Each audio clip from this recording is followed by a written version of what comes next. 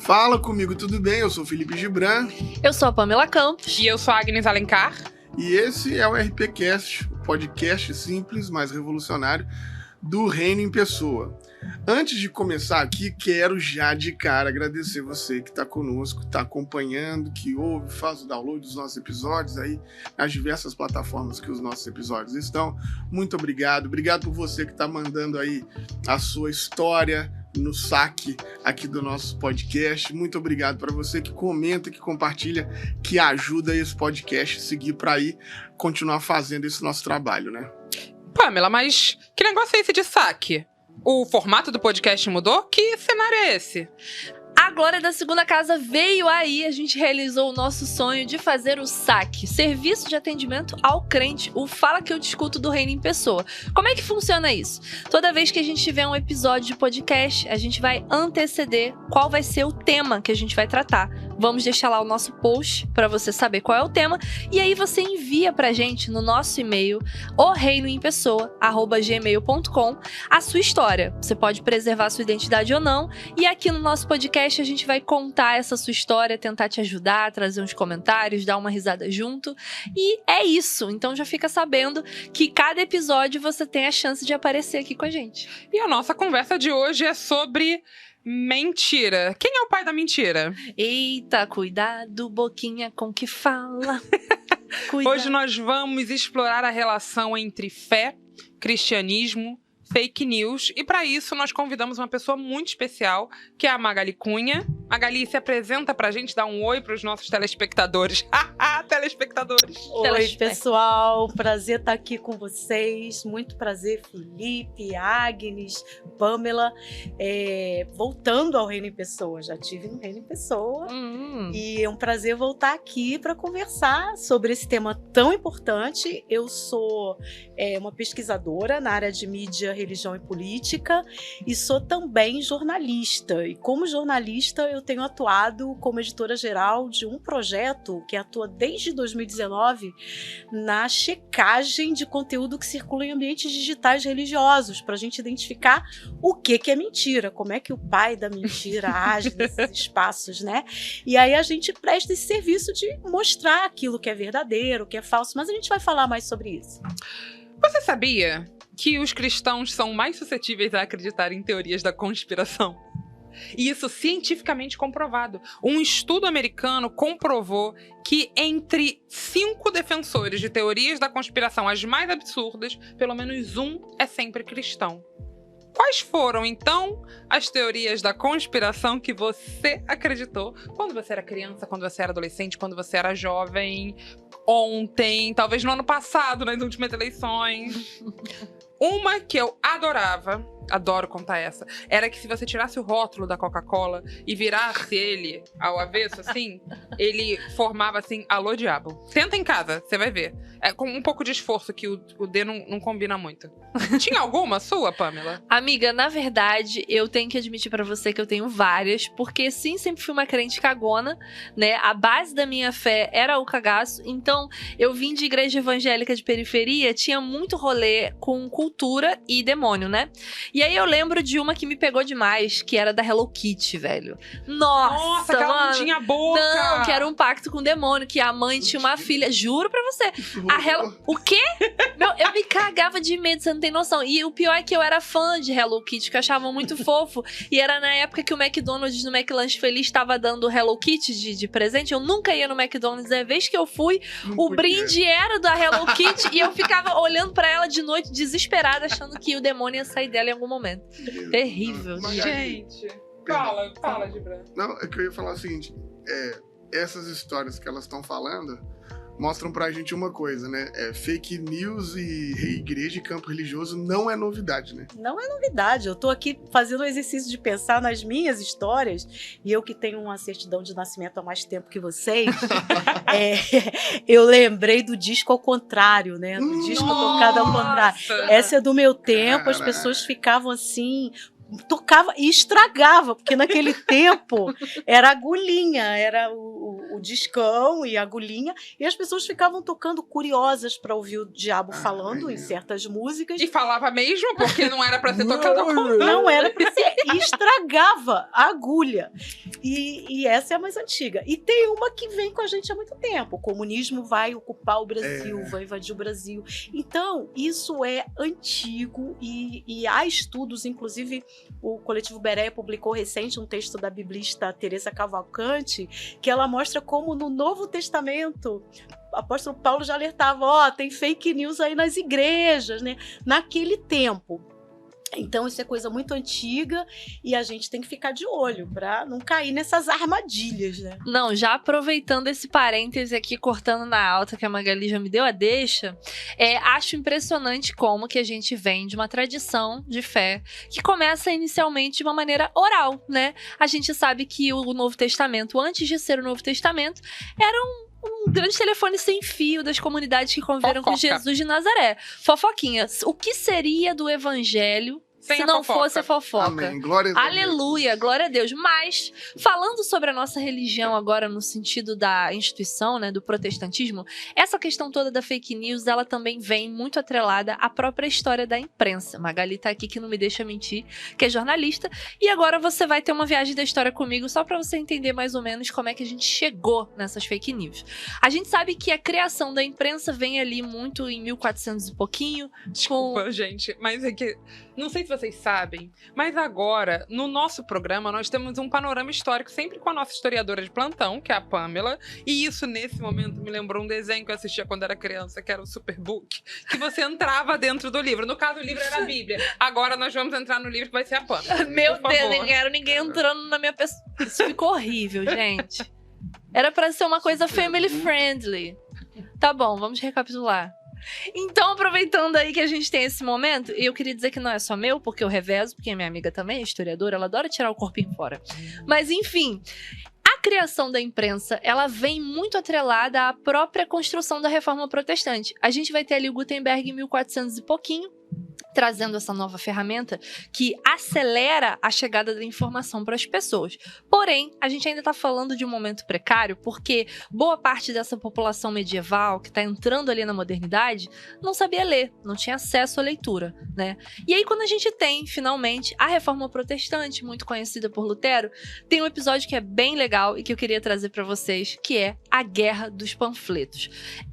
As ideias, tanto da Reforma Protestante quanto da própria Igreja Católica, elas começaram a ser utilizadas nesses panfletos para poder acelerar essas discussões teológicas, trazer esse conhecimento para o povo, né? E aí, quando entra a Reforma Protestante no jogo, contrariando dogmas da Igreja Católica, você vai ter uma disputa de narrativa sobre o que é certo, o que é errado, qual é a religião que está caminhando para o lugar mais atrelado com Cristo ou não. E aí que vem a famosa Guerra dos Panfletos. A galera começa, inclusive, a inventar histórias cabeludíssimas sobre um líder religioso ou outro para poder validar o seu comportamento, a sua crença, a sua fé. E aí eu já queria trazer para vocês aqui a pergunta de qual foi a maior mentira que vocês já ouviram na igreja? Não, você estava falando isso, eu fiquei pensando assim, ela tá falando da fake news do Padre Júlio Lancelotti agora? Eita! Porque é justamente isso, né? Eu tenho uma que nem é fake news, mas é quase dessa questão da tradição oral. É que eu tenho um amigo que na infância ele tinha muito medo do Malamém. Porque... Calma aí, o que é o Malamém? Então é isso, porque nas orações terminava e falava assim, livrai-nos do Malamém. E aí ele ficou um tempo achando que o Malamém era um monstro e tal. Então a gente era criança, e aí toda vez que eu orava e falava Malamém, ele se tremia todo. Aí depois a gente foi entender o que era o Malamém, entendeu? Mas é porque... Mineiro, né? Mineiro junta tudo, aí fica Malamém, enfim. Eu acho que talvez a maior mentira que eu aprendi na igreja tenha sido de que a Bíblia é uma verdade única e singular e é uma coisa só. Eita! Então, a maneira como isso faz com que a gente leia o texto bíblico como se ele tivesse que ter todas as respostas para todas as perguntas do universo, empobrece o texto. E, ao mesmo tempo, não nos prepara para lidar com coisas simples como datação de carbono. Então, o que você faz? Cadê os dinossauros na Bíblia? Não tem dinossauro, porque não tá na Bíblia. Aí você vai lá no museu... Já viu? Tem um museu, né, nos Estados Unidos agora. Não tem dinossauro, porque não tá na Bíblia.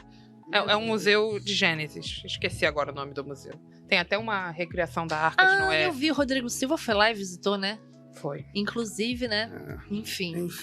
Mas, voltando aqui para nossa vaca fria, a Magali já nos deu essa deixa de que as fake news, elas estão presentes aí desde o início. A Pamela até me desafiou antes da entrada da gente. Ela falou, amiga, a gente consegue jogar uma fake news, assim, da Bíblia? Falei, claro. Só escolher. Abre o culé. E aí eu ri, porque na hora que ela falou, eu lembrei de um episódio de um podcast que eu ouvi, um podcast em inglês, chamado The Bible for Normal People. E tem um episódio em que eles falam sobre a figura de Satanás. E o palestrante fala, não, a ideia do diabo, ela é uma grande fake news que foi passada de geração em geração. Porque você precisava justificar o mal. Você precisava dizer que existe um Malamém. Então, quem é que fez isso? Ah, foi o Malamém. Ah, quem foi que fez aquilo? Foi o Malamém. Que nem essa coisa de tipo, de achar que se você deixa uma coisa e muda de lugar, foram os gnomos, foram pequenas pessoas, era uma coisa meio isso. E aí foi gerando toda essa teologia a partir de uma grande fake news. Então, o pai da mentira, além de ser mentiroso, também é a mentira em pessoa. Gente, que babado. Que babado. Tô chocada. Inclusive, vou fazer um merchan. Se você quiser saber mais sobre o diabo e sobre o inferno, vai lá no YouTube do Reino em Pessoa, que a gente tem vídeos falando sobre o inferno não existir, sobre o diabo não existir. Enfim, assiste o vídeo lá antes de escrever seu hate pra nós. Não, eu queria abrir um parêntese aqui falando do diabo e da mentira, que a maior fake news, mentira assim, que eu ouvi na igreja foi na época das eleições presidenciais da Dilma, quando o Temer era vice dela. E aí, um dos meus líderes na época botou um vídeo da Dilma e do Temer num telão e falou que o Temer era o vice satanista da Dilma. E aí, na mesma época, passou um tempo, fizeram aquele vídeo dele tentando falar em Brasília, o vampirão tava meio rouco, ele... Pastilha. E aí falaram, nossa, o demônio tá se apossando do corpo do Temer e não sei o quê. E aí, eu tô trazendo isso porque o contato de mentira que eu tive com a própria política foi dentro da igreja. E assim, estamos chegando aí nesse período de eleições municipais e etc. E aí eu queria saber, Magali, por que é tão fácil mentir pra crente, é tão fácil botar crente dentro dessa cota de continuar reproduzindo fake news? Há muitas pesquisas sobre isso e o Bereia tem acompanhado bastante, inclusive no diálogo com as próprias pessoas que seguem o nosso projeto. Existe uma coisa que é muito boa nas igrejas e muito boa entre os crentes. Crentes são pessoas legais. Crentes são pessoas que creem, que acreditam. Gente boa, que tem coração bom. Então, o que acontece? Quem cria esse tipo de mentira, porque aí tem os criadores das mentiras, essas pessoas não têm coração bom. E essas pessoas não são legais. Porque criam, inventam e muitas vezes utilizando uma coisa que é o medo. Colocar medo nas pessoas. O amigo do Felipe tinha medo do Malamém. Medo, porque é isso que paralisa. O medo paralisa. E o medo mobiliza as pessoas a terem atitudes contrárias àquilo que está sendo colocado como objeto do medo. Então, a gente tem duas coisas aí. Pessoas legais, que são as pessoas das igrejas, pessoas que acreditam, que creem, que têm coração bom, e os criadores das mentiras, que olham para essas pessoas legais e falam, a gente pode usar isso. A gente pode usar a crença das pessoas e a gente pode usar esse coração puro e essa vontade de agir contra o medo para favorecer aquilo que a gente quer conseguir, a nossa mensagem, os nossos objetivos políticos ou financeiros. Porque as mentiras que circulam envolvem interesse em alguma coisa, que pode ser político, como Pan falou, da questão da política na igreja, que é muito forte, períodos eleitorais, mas também interesses econômicos. Então, as pessoas das igrejas, não só das igrejas não, religiosas, de um modo geral, elas são vulneráveis às mentiras, a essa circulação de mentiras, porque elas acreditam. E porque o medo é acionado. E o que enfrenta o medo? A fé. Então aí joga com a questão da fé para que a pessoa faça alguma coisa. Então é o medo do comunismo, na política, né? É o medo da personagem política que vai causar mal às pessoas, ou é o medo em determinados produtos. Muita coisa do que a gente falou das teorias da conspiração de produtos é o disco, é o bonequinho, também é a concorrência lá de quem quer vender ou de quem quer baixar o nível de compra daquele determinado produto. Então tem o interesse econômico, tem o interesse político, e quem trabalha com isso vê nas pessoas religiosas gente que pode acreditar com mais facilidade. Quem é crente acredita, já está no nome, e acredita naquilo que está sendo dito dentro da igreja, porque a pessoa pensa, como na igreja vai se falar mentira? Não, igreja é lugar de verdade. Como meu pastor vai falar mentira? Como a minha pastora vai se falar? É lugar de verdade, são anjos de Deus, então falam a verdade. Então é por aí que a coisa circula. Eu tive um pastor, Magali, que ele falava isso pra mim, assim, né? A gente era tudo jovem na igreja, e aí a liderança ali, ele chegava pra gente que é da liderança e falava assim, você precisa ganhar o coração da pessoa. Porque depois que você ganhou o coração da pessoa, qualquer coisa que você falar, e de fato tem muito isso, as pessoas acham, o pastor aqui, ele já me ajudou nisso, já me ajudou naquilo, ele não ia transmitir uma mentira pra mim, né? E infelizmente às vezes transmite. Eu acho que eu escuto muito essas críticas do ponto de vista da educação, as pessoas falando como que na sociedade a única coisa que não mudou ainda é o formato educacional do professor ali na frente, dos alunos. E a igreja está nesse mesmo aspecto, né? Então eu fico pensando assim, nós temos essa característica de um falante de todos os ouvintes, faz com que nós sejamos passivos, inclusive, né? É tão difícil fazer o crente levantar e agir, levantar e ir. Mas também é tão difícil fazer o crente questionar o que ele está ouvindo, porque é uma cultura nossa de ouvir, e os falantes, eles são brilhantes no que eles falam, né?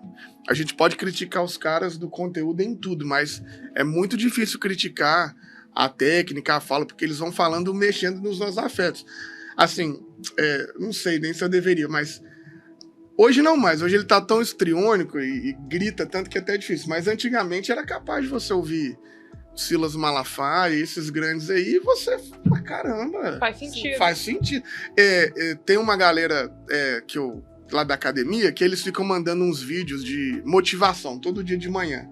Vários vídeos de motivação, são trechos de várias pessoas falando. Vários tem falas do Cláudio Duarte, do Silas Malafaia, quer dizer, eles são capazes de mexer muito nos seus afetos, né? De te motivar a acordar cedo para ir malhar, porque você vai conseguir e tal.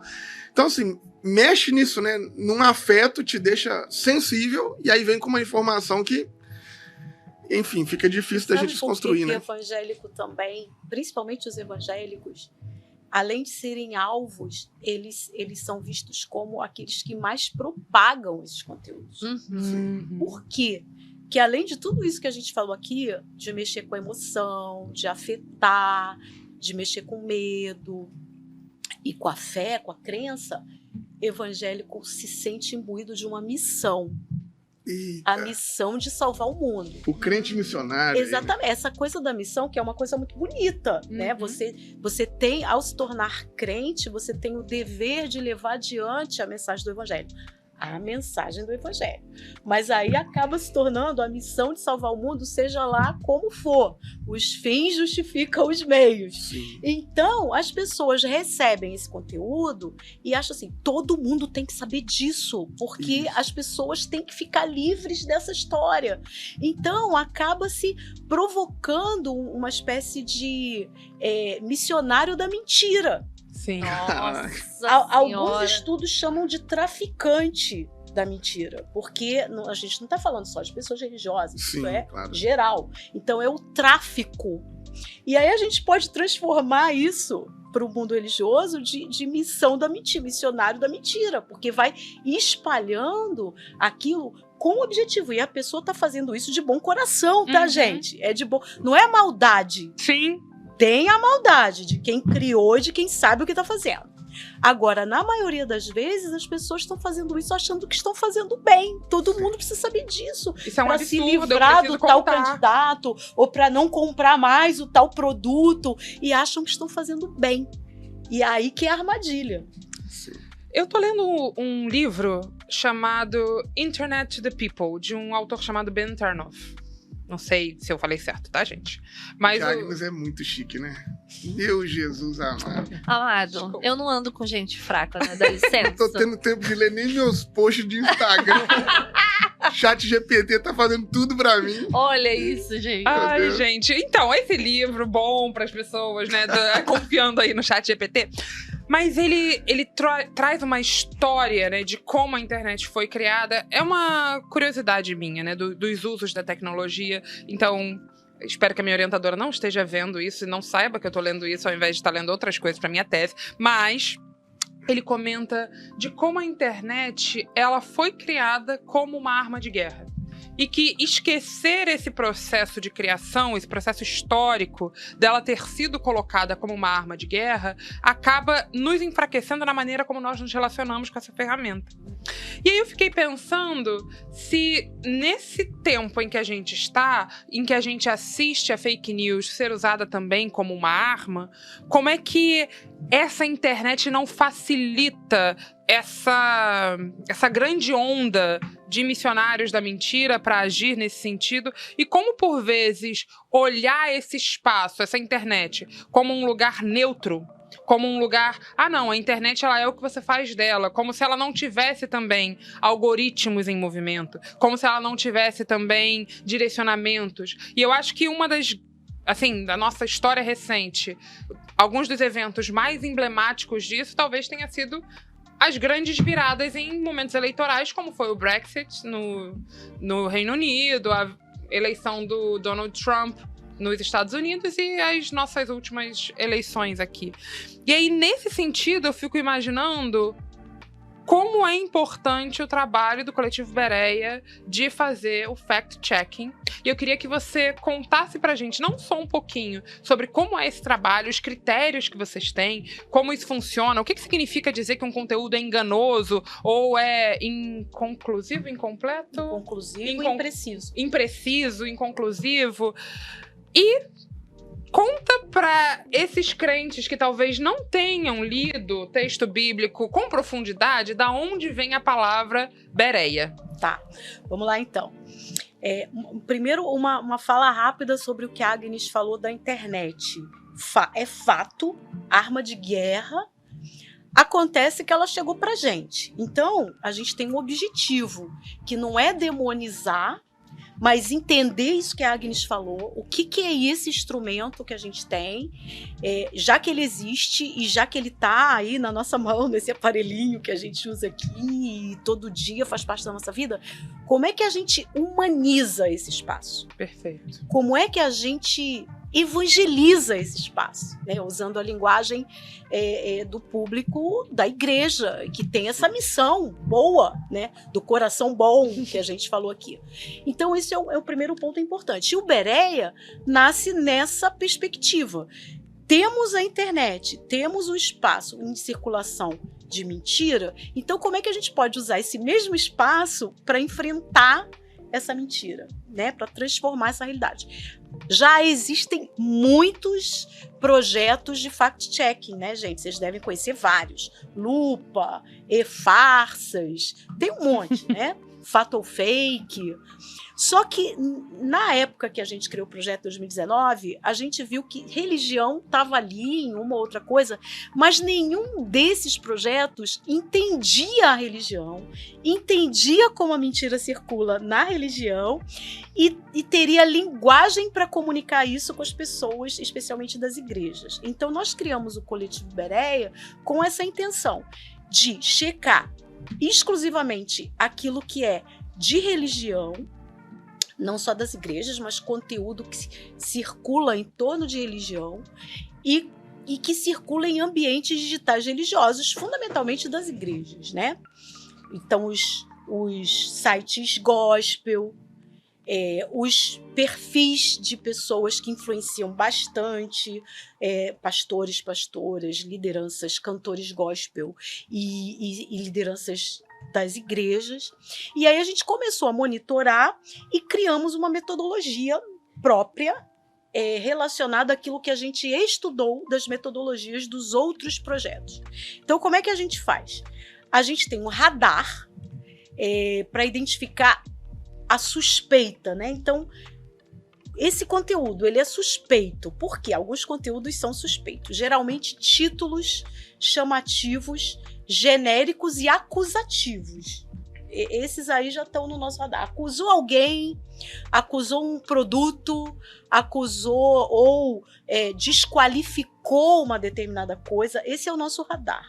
Aí a gente vai verificar o que está lá naquele conteúdo e a gente tem o que outros projetos de checagem mostram, que é o radar da desconfiança reforçado.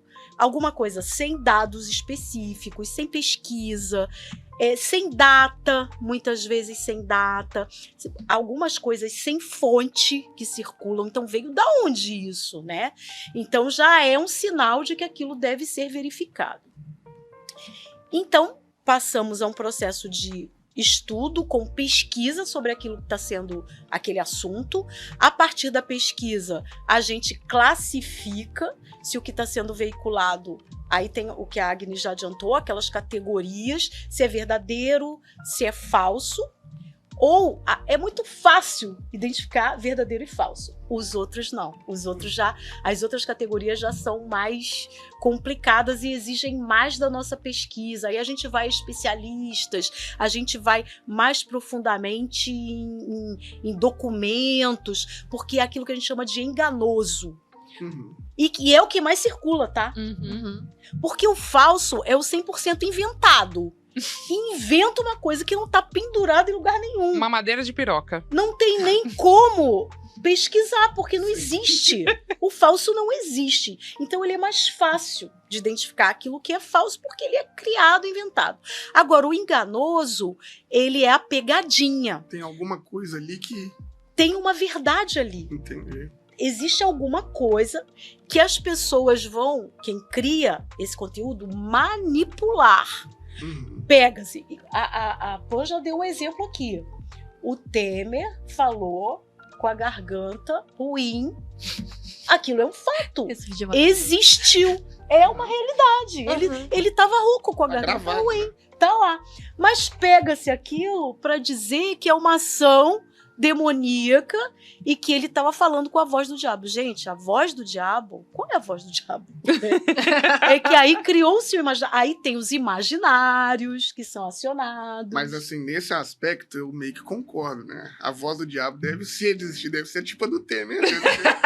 Mas Esse eu cara assisti fez um no filme Brasil. chamado Advogado Diabo, que eu recomendo. É, o diabo O advogado diabo não só era bonitão, ou melhor, o diabo, né? O advogado diabo também era bonitão. Mas o diabo não só era bonitão, como era sedutor e convincente, muito chique e elegante. Quer dizer, aqui tem aquela coisa do diabo de chifre vermelho. Mas outro dia, na bate-papo assim de pós-culto, as meninas da igreja estavam falando isso, assim, que ficou muito chato, porque o diabo da série Lúcifer é maravilhoso e o Jesus da série, acho que The Chosen, né? É bem normalzinho. Então você tá falando, pô, é muito mais fácil eu gostar do diabo. Não tem Ai, Mas aí gente, que tá, são as... Mas não é essa a questão que eu quero dizer. O que eu quero dizer é que o enganoso tem uma coisa ali, Uhum. é verdade que aconteceu aquilo, ou a foto que foi tirada, ou o vídeo. Aí as pessoas vão e pegam um pedacinho do vídeo, recorta e diz que a pessoa disse tal coisa sem pegar o contexto, sem pegar o vídeo todo. A foto, que foi lá de 1980, ela é trazida como se fosse de hoje. Então, esse é o enganoso, é aquilo que é manipulado, que é levado de uma forma para as pessoas acreditarem em outra coisa e não naquilo original que está sendo utilizado. Esse é o enganoso. Aí tem também as situações inconclusivas. Ainda não temos a definição da coisa e ela é dada como verdade. E geralmente uma coisa que ainda está sendo investigada. Alguém é dado como culpado. E aí a gente tem que tomar muito cuidado, porque a gente condena isso em relação às coisas que a gente gosta. Às vezes uma pessoa que a gente não gosta Deixa pra lá. tá né? sendo investigada e a gente fala, é culpado, tem que ser preso. Mas gente, ainda não tem.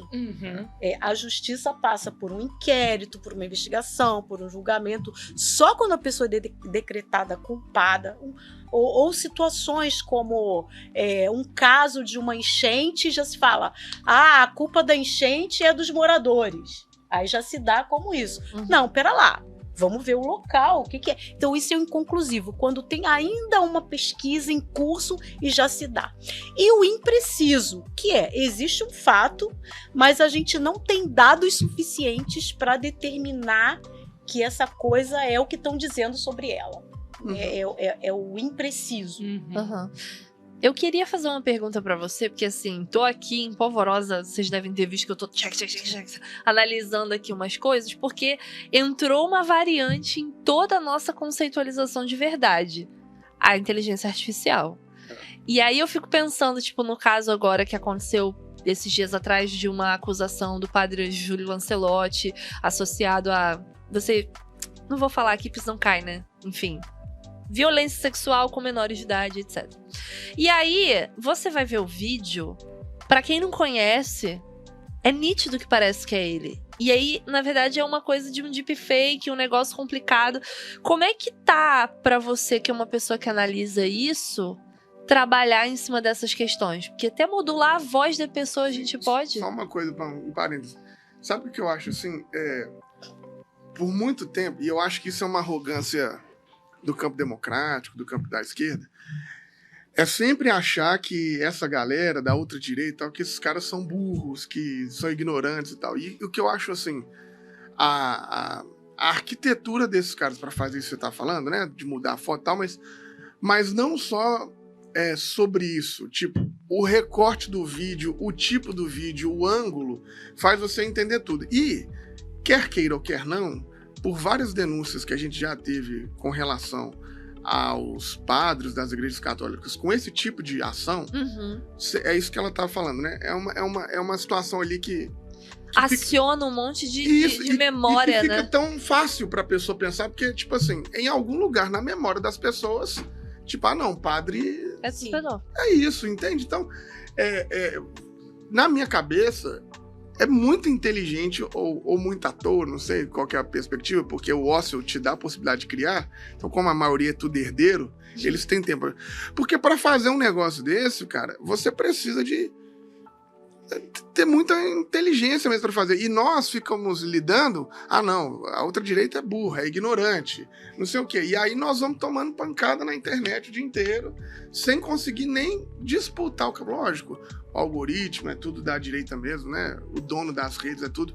Mas a gente precisa de desmistificar essa ideia, porque senão a gente não consegue nem disputar, né? Não, e eu digo mais, eu acho que tem uma questão aí, além dessa inteligência, é a sofisticação e a aliança dessas extremas direitas que tá muito organizada.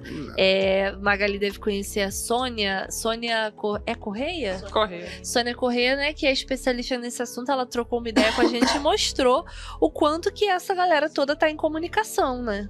E isso é muito antigo, gente. Isso não é novidade. Essa coisa, tem uma coisa que vem dos gregos, de conversa com Aristóteles, do simulacro. Simular. Isso já estava no processo quando Aristóteles fala da comunicação, da retórica. Então isso veio lá de trás. E ao longo do tempo, isso foi sendo aperfeiçoado até chegar na sofisticação que a Pamela acabou de falar. Que são os processos de inteligência artificial. Antes de falar de IA, a gente já falava de deepfake. E antes já tinha as fotomontagens, né?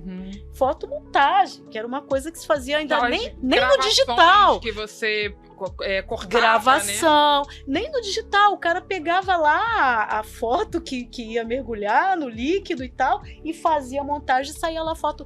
Quantas vezes se utilizou desse recurso em campanha política, e geralmente é para, como está acontecendo com o padre Júlio Lancelotti, para destruir a reputação de pessoas. Isso não só na política, mas no mundo dos negócios. enfim, no mundo artístico, né, destruir reputações. Então, a gente tem aí um desafio enorme, isso que a gente está falando aqui, para o Bereia é um mega desafio, a gente mexe muito com isso, foto, a gente tem uma checagem que a gente fez, que era de um culto, e mandaram para a gente, né, havia uma pessoa como se estivesse tendo um ato sexual no altar. Meu Deus. E mandaram. Podem checar lá no nosso site, que eu não lembro o título da checagem, mas deve ter aí uns 2 anos, essa checagem que a gente fez. E uma coisa que eu já vou adiantar aqui, os leitores do Bereia podem mandar coisas pra gente. A gente tem um número de WhatsApp, a gente tem e-mail, a gente tem os nossos espaços em rede que as pessoas mandam pra gente. E isso chegou de uma pessoa. Olha isso aqui, vê se é verdade que teve um ato sexual no altar. Aí a gente foi checar e era simplesmente uma montagem. E era enganosa, porque de fato ocorreu aquele culto e havia uma chamada ao altar para receber oração.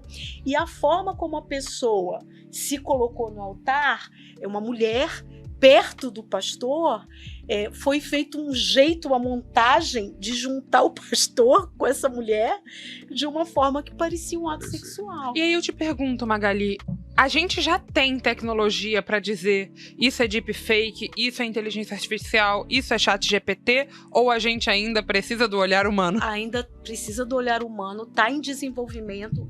O Bereia faz parte de uma rede chamada Rede Nacional de Combate à Desinformação, a RNCD.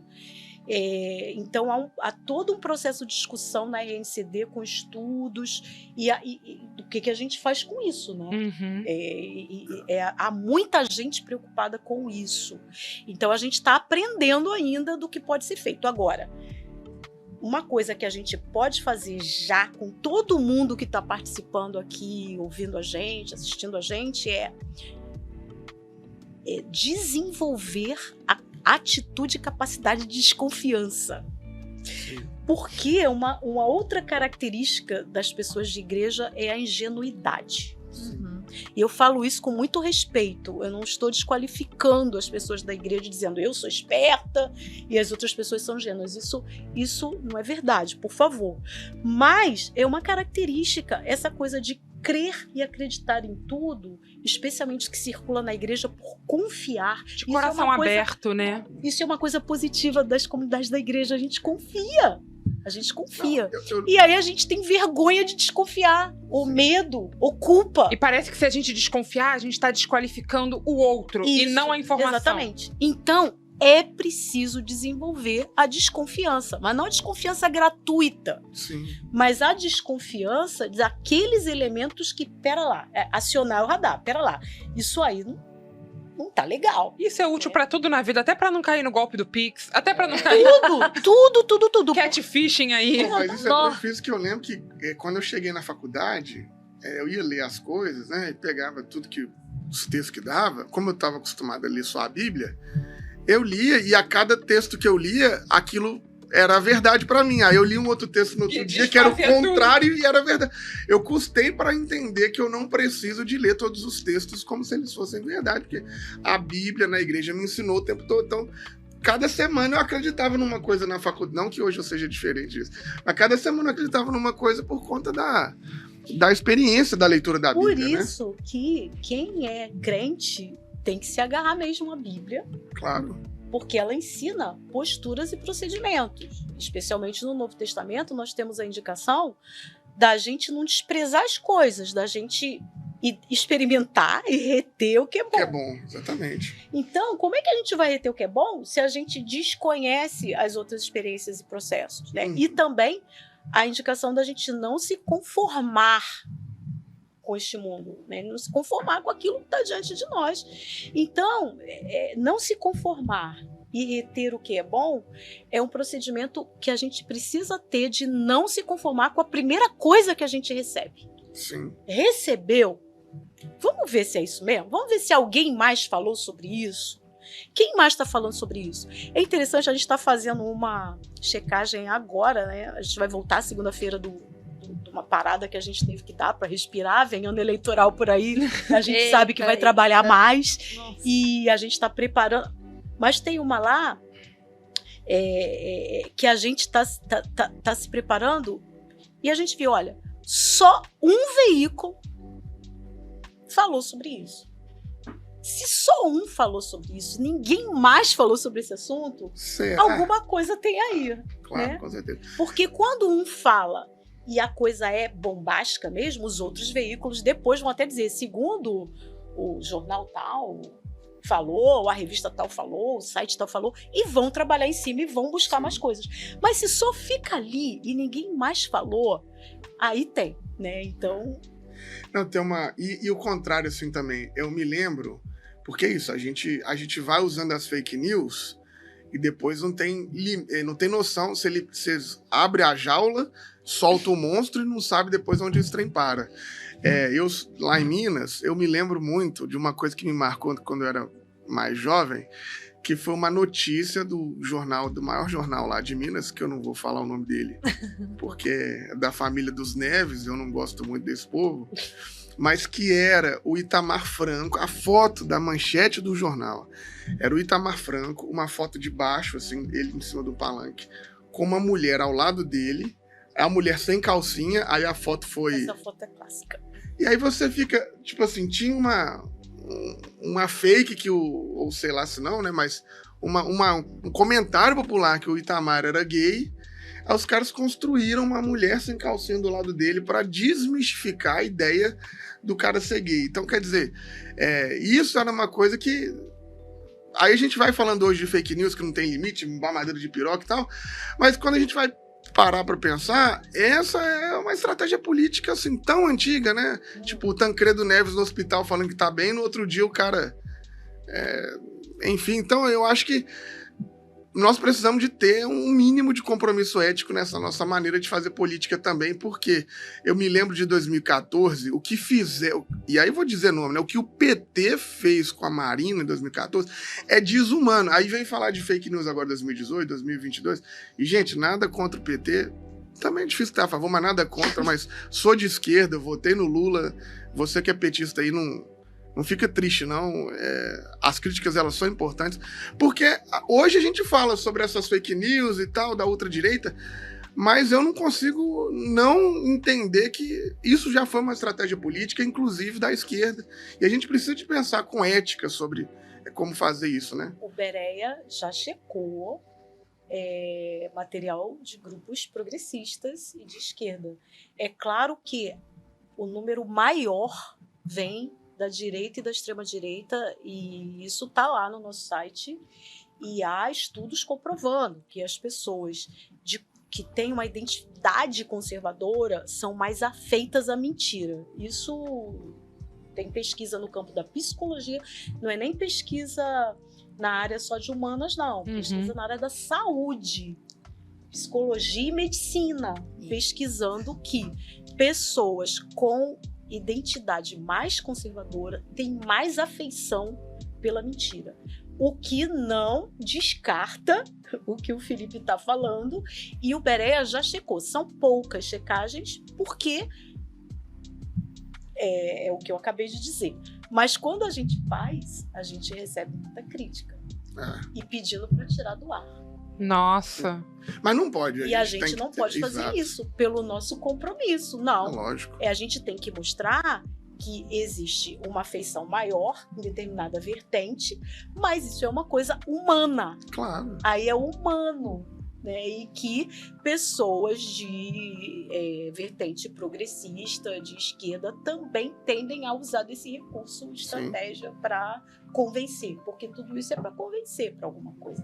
Com certeza. Perfeito. E da onde vem o nome Bereia? Você que tinha perguntado.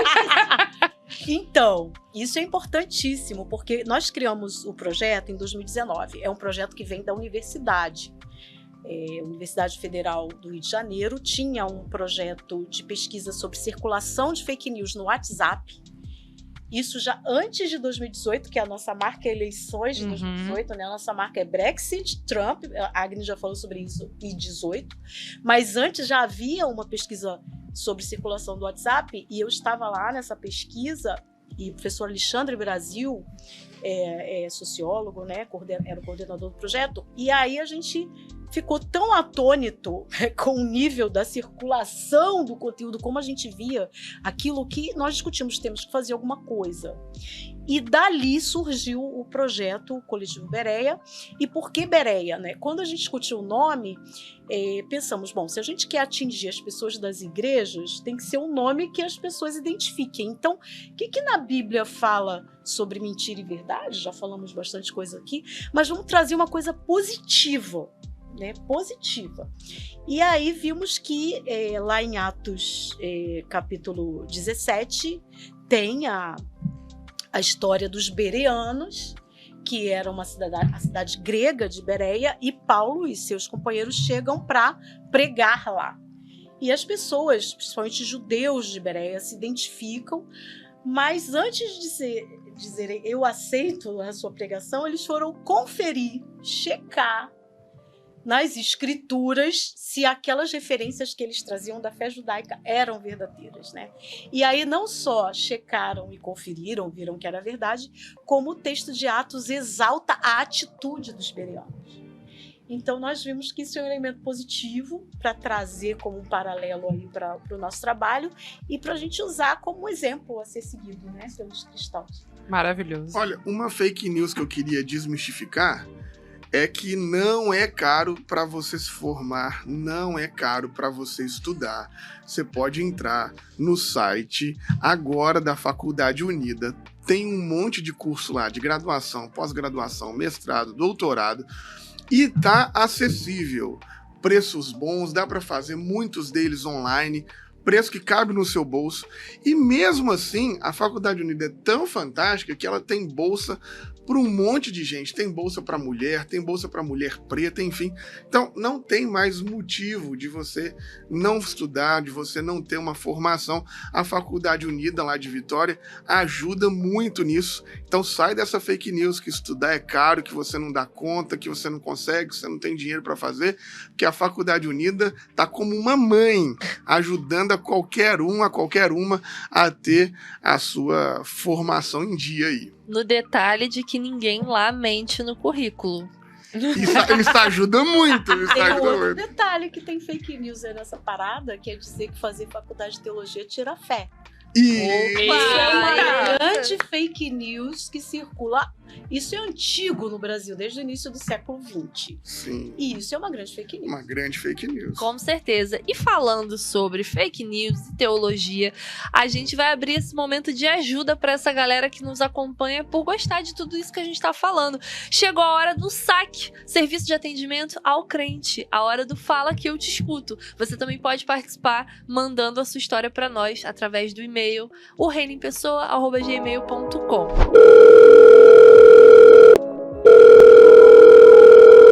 Serviço de atendimento ao crente. Como posso te ajudar? Então vamos lá, gente. Quem que vai ler a história número 1 de hoje? Eu posso ler? Vamos lá? Vamos. Minha mãe, uma mulher evangélica dedicada, a minha também. E também, graças a Deus, diaconisa. Ela estava profundamente envolvida em sua comunidade de fé. E passou a me mandar vídeos diários, desesperada, falando que os professores estavam doutrinando as crianças ao comunismo, sensualizando as crianças, ensinando as crianças a transarem. Ela estava extremamente preocupada. Dava crises de ansiedade nela com o futuro da igreja e das crianças do Brasil. Ela manda vídeos de pessoas nuas com as crianças e fala que são professores. Como é que a gente faz para conseguir combater isso? Porque ela já até demonizou a educação. Eita. Como é que a gente combate isso, Magali? Olha, esse é um dos temas que mais são checados no Bereia, que são temas relacionados à sexualidade. Sexualidade mexe muito com os grupos cristãos, é um tema mal tratado nas igrejas, e há uma ansiedade sempre de se referir a temas sexuais, né? Porque como tem muita repressão do corpo nas comunidades religiosas, as pessoas extravasam falando desse tema, para o bem ou para o mal, e geralmente para o mal, com as mentiras. E isso tem sido muito usado nas campanhas políticas já há algum tempo. Especialmente aí a gente tem o ano de 2010 como um marco. Como isso começou a circular mais intensamente, e a ideia de ideologia de gênero, e que é uma mentira também. Esse termo foi criado justamente para colocar pânico e medo nas pessoas, né? Gênero não é uma ideologia, né? E essa coisa de botar medo de que as crianças, aí entram crianças e adolescentes como alvos, porque há essa preocupação das famílias com seus filhos, então está se acionando aí o medo, o imaginário da proteção que precisa ser feita, e aí se usa então muito em campanhas políticas, especialmente nos últimos anos. Então o que a gente faz com isso? Em primeiro lugar, o Berea tem feito as checagens, isso é um ponto, isso é muito importante, confrontar, que é o termo que a gente usa, esse conteúdo mentiroso, mas em segundo lugar é investir em processos educativos das comunidades religiosas, investir em espaços, o Reino em Pessoa pode ser esse espaço, espaços que as pessoas têm nas mídias, para educar sobre a beleza da sexualidade humana e sobre a importância da educação sexual nos espaços escolares, porque isso previne abusos, faz com que as pessoas cuidem dos seus corpos, isso se aprende também, é o aprendizado que precisa ocorrer. Então o investimento em educação, em comunicação sobre isso, é uma necessidade grande. Não, e eu fico escutando essas histórias aqui, porque eu acho que, assim, né, todo mundo tem um evangélico em casa, essa mãe aqui podia ser a mãe de qualquer um de nós. E uma mãe preocupada. Uma mãe preocupada. Não, dando crise de ansiedade, quer dizer, ela quer salvar o Brasil, como você falou, né? Mas é que eu fico, assim, nesse negócio, eu fico pensando assim, cara, a gente deveria fazer uma excursão com esse povo numa escola. Porque você não consegue ensinar a criança nem o que tá previsto, porque é aquela bagunça, todo mundo, você demora meia hora pra botar todo mundo... Assim, no fim das contas, eu vou ser muito honesto, às vezes você dá 15 minutos de aula, porque é meia hora pra calar, pra sentar, pra calma e tal, não sei o quê. Aí, quando você tá dando aula, tem o que quer ir ao banheiro, tem que... Mano, nós não damos conta de ensinar nem o que tá previsto, que dirá ensinar transar. É isso que eu fico pensando, mano. Os professores, coitados, estão custando para alfabetizar, que dirá perder tempo para ensinar as pessoas a transarem. E eu adoraria se todos os professores fossem comunistas, porque, mano, assim, eu não sei qual que é a realidade de vocês. Claro, de professor tem muita gente consciente, mas tem muita gente da direita, da ultradireita.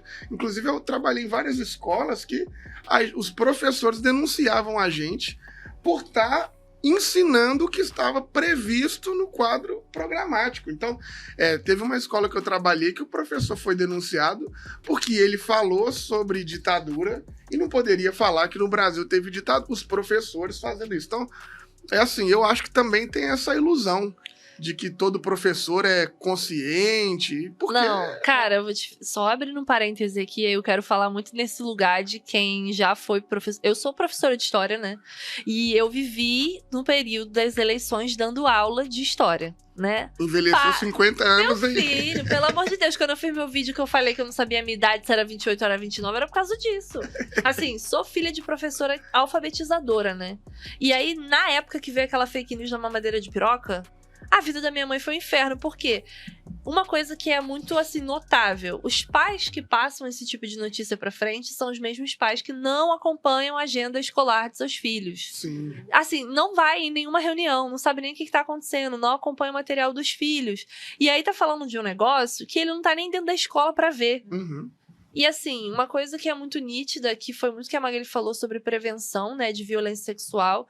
Cara, minha mãe, ela dá aula em Nova Iguaçu, né, prefeitura e tal, e já deu aula também ali em Duque de Caxias, na divisa de Belfor Roxo, CIEP Yolanda Borges. É um lugar, assim, totalmente abandonado. Quando minha mãe dava aula lá, as crianças chegavam vomitando no final de semana de fome, porque só comia na merenda da escola. Eita. Só que a sexualidade, a pornografia, o abuso infantil já tava ali desde a mais, entendeu? idade juvenil, antes da pessoa até estar alfabetizada. Então, quando a gente fala de educação, é nesse sentido, né? Tipo, o mundo tá ensinando para as crianças essa sexualidade. Então, eu acho lamentável. Mas eu acho que tem uma estratégia aqui, e eu uso muito com meu pai, porque meu pai também é essa pessoa do terror psicológico e que cai nessas fake news também, que é essa educação e essa checagem afetiva, né, Magali? Eu acho que mais do que confrontar a pessoa e falar assim, poxa, eu sou sua filha, você me conhece, você me educou, olha só. Eu acho que não é bem por aí. Eu sou professora. Então, isso. né? E foi muito isso que a minha mãe tem feito, assim, a gente tem dedado em casa. Posso ir pra história número 2? Vai pra Por história favor. número 2. Vamos lá, né? Porque a conversa tá boa, mas o tempo tá passando, tá correndo, que é muitas questões. História número 2. Eu ainda estou em igreja fundamentalista. E, sinceramente, tá cada dia mais difícil ouvir mensagens dos meus pastores. Um dos meus líderes acredita, ai meu Deus, na nova ordem mundial. Que isso, gente? E, basicamente, qualquer posicionamento político contrário à igreja, ele fala que faz parte da agenda globalista, da esquerda, do plano comunista, enfim. Queria muito ter um espaço de confiança e de liberdade para dizer o que eu penso, sem medo. Mas não tenho outra opção. E, apesar de tudo isso, amo muito minha comunidade de fé. O que posso fazer para melhorar essa situação? Eita! Os Illuminati vão dominar o mundo. Gente, eu realmente tô meio por fora das novas fake news. Agenda globalista. Isso é a nova Ursal? Amiga, lembra O Saul do Inverso. falecido, né, do que foi de F, o Olavo de Carvalho? Aham. Ah! É, amiga, é isso. Ai, É gente, achei que essa teoria tinha tudo morrido Não, com ele. Mas sabe o que eu acho, assim? Desculpa até estar te cortando, Agnes. É porque é o seguinte, igual ela tá falando que eu amo minha comunidade de fé. O mais triste, eu acho, que é isso. Porque ali na igreja a pessoa cresceu, nasceu, foi batizada, casou. Aí, de repente, os caras abrem um caminhão de coisas, você não consegue ficar ali dentro, mas suas relações, seus afetos, seus amigos. Tá tudo ali. Aí dizer pra essa pessoa rompe é uma violência também. Sim, sabe? claro. É um negócio... Eu não sei assim, como que dá conta também de ficar, né? Porque às vezes ficar é mais violência do que romper. Mas é muito difícil. Pra você que não quer romper, tem um TED. Eu sou uma pessoa do TED, gente. E eu acho que a gente pode até deixar na descrição depois pra vocês. Mas é um TED de uma menina, mormon, na verdade. E o título do TED dela é Como Eu Estou Mudando a Minha Religião de Dentro pra Fora. E ela fala muito desse lugar dela, de como isso representa, por vezes, rompimentos com a família, que ficam horrorizados porque ela usa uma blusa sem manga, mas como ela não quer abrir mão daquele lugar. E eu vou dizer pra você que quer ficar, eu já estive nesse lugar e já quis ficar durante muito tempo. Não é fácil, é um tanto quanto doloroso, e pode ser que em algum momento você se frustre, porque essa mudança do sistema não acontece da maneira como nós gostaríamos. Mas eu acho que, se você quer ficar, o lugar é esse lugar do afeto. É de conversar com afeto com as pessoas que estão à sua volta, é de consumir esses conteúdos do Coletivo Bereia, da Pamela, do Gibran, é de ir conversando com as pessoas à sua volta, dizendo, olha, eu li esse texto aqui de uma outra forma, devagarzinho, sabe? Meio que comendo pelas beiradas. Se você quer ficar, se esse é um lugar do qual você não quer sair, se você não tem outro lugar para ir, e tá tudo bem também. Agora, se chegar um momento que você disser assim, não aguento mais, estou muito ferida, estou muito cansada, tá tudo bem também. Você pode sair, você pode encontrar outros lugares, pode construir outras comunidades, comunidades de fé online, comunidades de fé presenciais. Pode ser que tenha pelo menos um amigo ou uma amiga perto de você que também acha meio bizarro tudo isso que você está ouvindo. Então, começa a olhar para o lado assim, quando o seu pastor começar a falar essas coisas absurdas, olha para o lado para ver se não tem ninguém que esteja assim.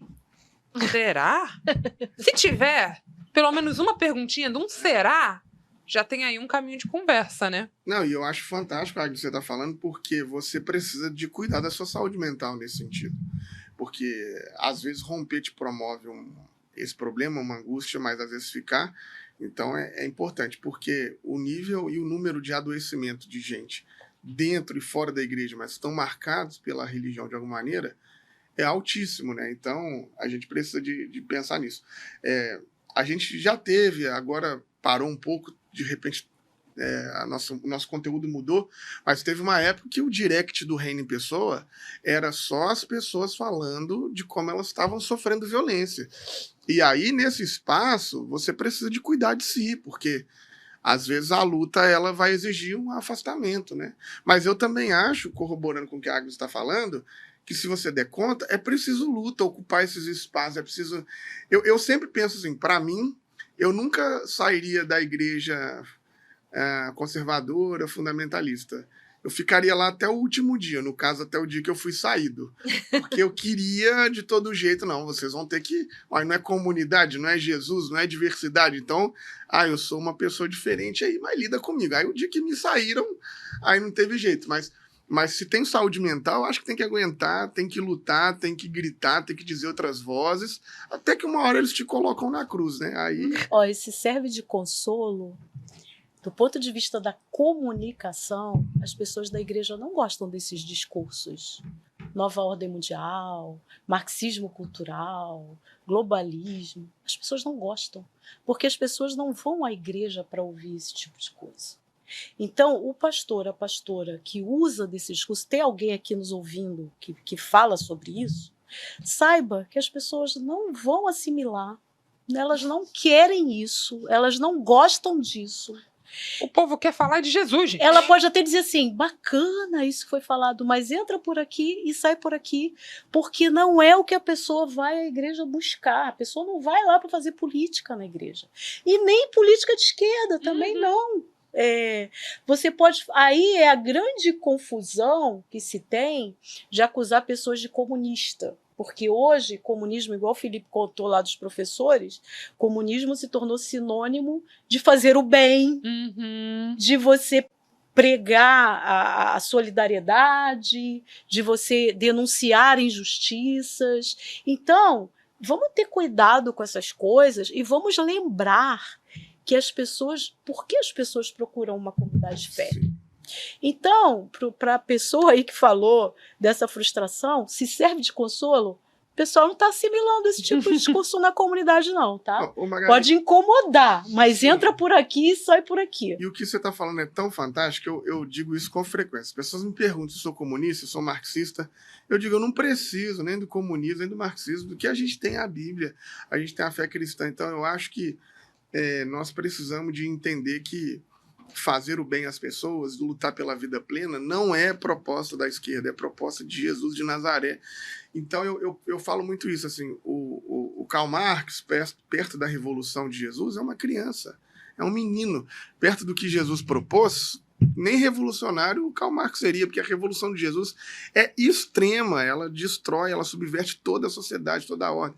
Então eu falo muito disso, porque nós temos uma perspectiva de evangelho que não é fundamentalista e muitas vezes a gente corre o risco de fazer essa militância da esquerda no púlpito das igrejas também. E a gente não precisa, a gente só precisa de levar as pessoas a enxergarem Jesus e elas dão conta de perceber o reino de Deus, né? Mas eu queria, inclusive falando sobre Karl Marx aqui e comunismo e tal, queria pedir para você não nos tratar como produto, não consumir a gente, que nós não somos consumíveis. Nós queremos e a gente se propõe a ser irmãos e irmãs de você na caminhada. Nós queremos e a gente se propõe a ser parceiros nessa luta. Então, se você está ouvindo a gente, se você escuta o nosso podcast, se você vai no nosso Instagram, se você vai no nosso YouTube, se o que a gente está fazendo lá faz sentido para você, se você está gostando dos materiais, das nossas séries, Leia a Bíblia Comigo, ABC do Crente, Saída do Fundamentalismo. Esse ano nós vamos ter séries sobre raça, sobre gênero, enfim. Se você está gostando do que a gente faz, não seja um consumidor do Reino em Pessoa. Porque isso pra gente faz pouco sentido na nossa proposta de vida. A gente não quer que você consuma conteúdo, não. A gente quer fazer uma caminhada. Faça parte dessa comunidade com a gente. Ajude a gente a manter esse trabalho. Entra aí no www.apoia.se/ORP e contribua com a gente. Seja um mantenedor, seja uma mantenedora desse nosso projeto. Não importa o valor, isso é bobagem. O importante é a gente estar junto. Toda ajuda é sempre muita ajuda. Então, ajuda a gente a seguir fazendo o RPCast. E agora, Pamela? Como é que a gente encerra? Gasta no joelho, né? Minha filha, agora é o momento de você pedir pro Papai do Céu orar, interceder pra que toda essa mentira caia por terra. Deixa eu explicar pra Magali, esse é o nosso quadro que a gente ressignifica o poder da oração, a gente acredita na oração e que ela não vem só em mentalizar, em conversar com Deus, mas de uma ação objetiva. E aí a gente sempre atualiza os nossos pedidos. E aí eu queria saber de você, dado esse cenário aí de fake news, das eleições, de todo o processo que a igreja está vivendo, qual é o seu pedido de oração? Meu pedido é que as pessoas busquem discernimento para poderem reter o que é bom, sem deixar de olhar todas as possibilidades em torno daquilo que chega para elas, né? Então, discernimento é isso. E eu vou fazer um segundo também, que o Coletivo Bereia seja fortalecido nesse processo, porque em ano eleitoral a gente trabalha dobrado, então a gente precisa de força e coragem para poder continuar nesse processo todo. Perfeito, então você já tem uma ação efetiva aí na sua oração, já segue lá o Coletivo Bereia, passa para os seus irmãos da igreja, joga no grupo do WhatsApp da família, para todo mundo ficar bem informado. E você, Gibran? Só uma coisa, o Coletivo Bereia, principalmente com esse nome, tem alta passabilidade. Você chega no grupo da família e fala, gente, olha, descobri um negócio que ajuda a gente a combater as mentiras da esquerda. E joga o Coletivo Bereia lá, pronto, vai ser maravilhoso. Cara, então, assim, ano de eleição, tô muito preocupado, inclusive com a minha cidade, né, Belo Horizonte. Não vou falar o nome dos caras que estão lá, mas Belo Horizonte está sendo um polo da ultradireita, então tô muito preocupado. A minha oração nesse sentido é que Jesus, de fato, consiga fazer com que a gente ajude as pessoas a procurarem as informações, a elas mesmas terem autonomia, porque eu acho que a política está sempre assim, enganando as pessoas pela ausência de pensamento crítico, de autonomia. Então, esse Espírito de Deus que traz para a gente, né, a perspectiva da revelação, que ele consiga nos ajudar a encontrar autonomia, ser revelado para nós a possibilidade de pensar por si, de fazer suas próprias elucubrações. Então, a minha oração é nesse sentido, dessa vez.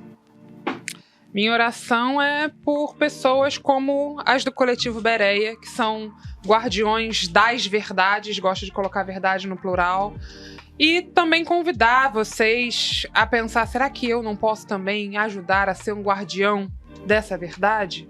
Ajudar as pessoas a não distribuírem desinformação? Então você entrou em contato com uma notícia falsa? Você acha que pode ser esquisita? Manda pro Coletivo Bereia, dá uma olhadinha no site deles, tem tanta coisa que eles já checaram. E agora vai vir eleição, gente, o que eles vão ressuscitar de fake news velha, que vai ser só o Coletivo Bereia republicando as coisas que eles já publicaram. A minha oração é para que mais pessoas se levantem para serem guardiões e guardiãs das verdades. Amém. Amém. Chegamos ao final de mais esse episódio. Aquele abraço para você. Falou. Valeu. Tchau, tchau. Tchau, gente.